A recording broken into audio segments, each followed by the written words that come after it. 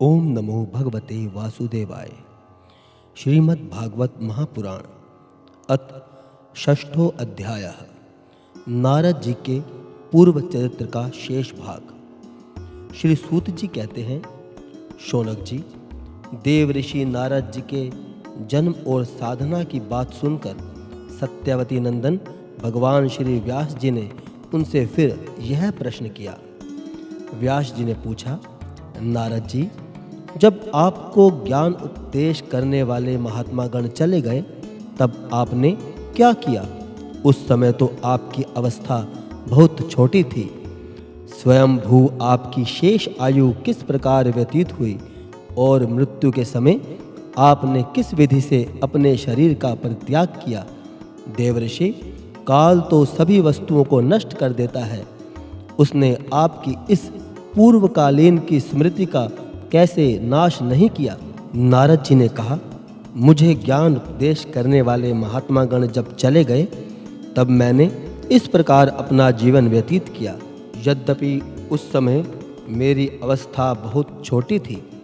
मैं अपनी माँ का इकलौता लड़का था। एक तो वह स्त्री थी, दूसरे मूढ़ और तीसरे दासी थी। मुझे भी उसके सिवा और कोई सहारा नहीं था। उसने अपने को मेरा स्नेह पाश से जकड़ रखा था। वह मेरी योग क्षेम की चिंता तो बहुत करती थी, परंतु पराधीन होने के कारण कुछ नहीं कर पाती थी। जैसे कठपुतली नचाने वाले की इच्छा के अनुसार ही नाचती है, वैसे ही यह सारा संसार ईश्वर के अधीन है। मैं भी अपनी माँ के स्नेह बंधन में बंधकर उस ब्राह्मण बस्ती में ही रहा। मेरी अवस्था केवल 5 वर्ष की थी। मुझे दिशा, देश और काल के संबंध में कुछ भी ज्ञान नहीं था। एक दिन की बात है, मेरी माँ गौ धोने के लिए रात के समय घर से बाहर निकली। रास्ते में उसके पैर से सांप छू गया। उसने उस बेचारी को डस लिया। उस सांप का क्या दोष, काल की ऐसी ही प्रेरणा थी। मैंने समझा, भक्तों का मंगल चाहने वाले भगवान का यह भी एक अनुग्रह ही है। इसके बाद मैं उत्तर दिशा की ओर चल पड़ा।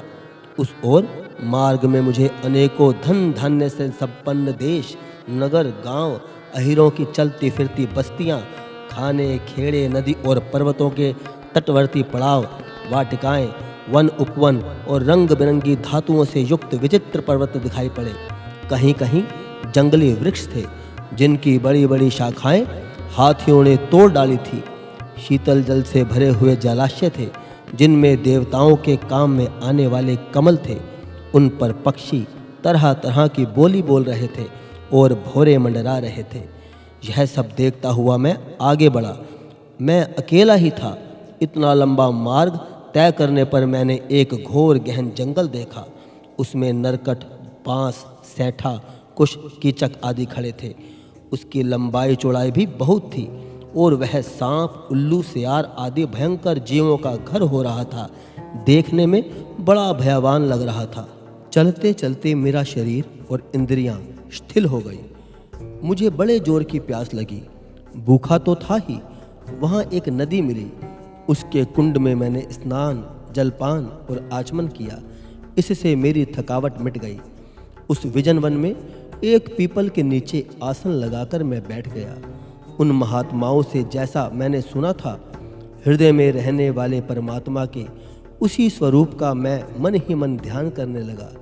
भक्ति भाव से विषीकृत चित्त द्वारा भगवान के चरण कमलों का ध्यान करते ही भगवत प्राप्ति की उत्कट लालसा से मेरे नेत्रों में आंसू छलछला आए और हृदय में धीरे धीरे भगवान प्रकट हो गए। व्यास जी, उस समय प्रेम भाव के अत्यंत उद्रेक से मेरा रोम रोम पुलकित हो उठा। हृदय अत्यंत शांत और शीतल हो गया। उस आनंद की बाढ़ में मैं ऐसा डूब गया कि मुझे अपना और ध्येय वस्तुओं का तनिक भी भान न रहा। भगवान का वह अनिर्वचनीय रूप समस्त शोकों का नाश करने वाला और मन के लिए अत्यंत लुभावना था। सहसा उसे ना देख मैं बहुत ही विकल हो गया और अनमना सा होकर आसन से उठ खड़ा हुआ। मैंने उस स्वरूप का दर्शन फिर करना चाहा, किंतु मन को हृदय में समाहित करके बार बार दर्शन की चेष्टा करने पर भी मैं उसे नहीं देख सका। मैं अतृप्त के समान आतुर हो उठा। इस प्रकार निर्जन वन में मुझे प्रयत्न करते देख स्वयं भगवान ने जो वाणी के विषय नहीं है, बड़ी गंभीर और मधुर वाणी से मेरे शोक को शांत करते हुए कहा, खेद है कि इस जन्म में तुम मेरा दर्शन नहीं कर सकोगे।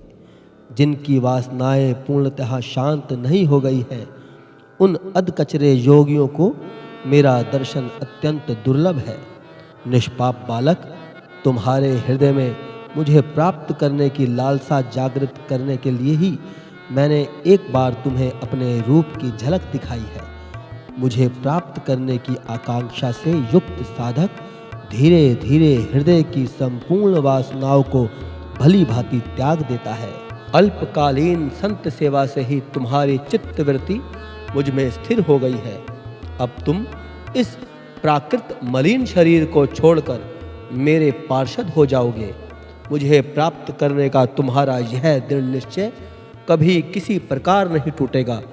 समस्त सृष्टि का प्रलय हो जाने पर भी मेरी कृपा से तुम्हें मेरी स्मृति बनी रहेगी। आकाश के समान अव्यक्त सर्वशक्तिमान महान परमात्मा इतना कहकर चुप हो रहे। उनकी इस कृपा का अनुभव करके मैंने उन श्रेष्ठों से भी श्रेष्ठतर भगवान को सिर झुकाकर प्रणाम किया।